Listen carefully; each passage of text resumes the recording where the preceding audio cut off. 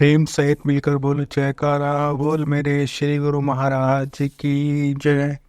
सौभाग्यशाली गुरुमुखों, ये श्री लीला श्री तीसरी पासे श्री गुरु महाराज जी की है।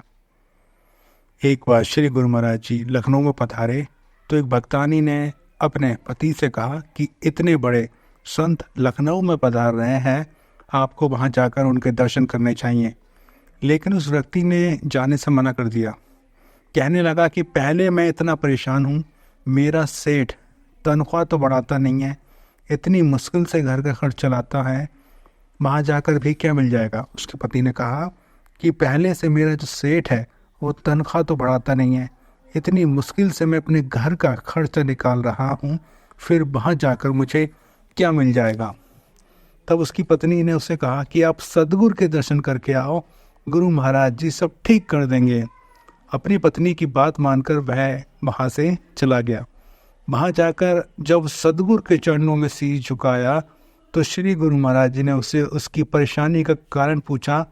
तब उस व्यक्ति ने बताया कि मेरी जो सैलरी है वो बहुत कम है, जो मेरा सेठ है वो सैलरी बढ़ाता नहीं है।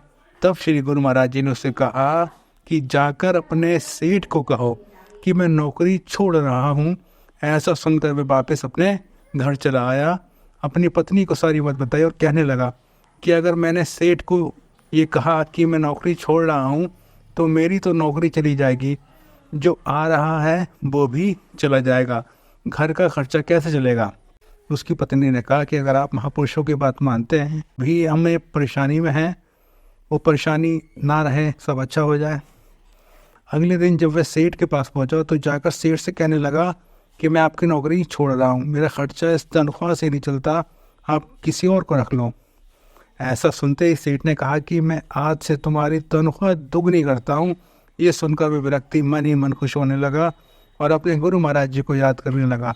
इस सदगुरु के वचनों में इतनी शक्ति, उनके वचन माने तो मेरा कितना बड़ा फायदा हो गया। जो माने सदगुरु वचन तिनके दुख सब दूर, सुख संपत्ति तिनके सदा बनी रहे भरपूर। बोलो जयकारा बोल मेरे श्री गुरु महाराज की जय।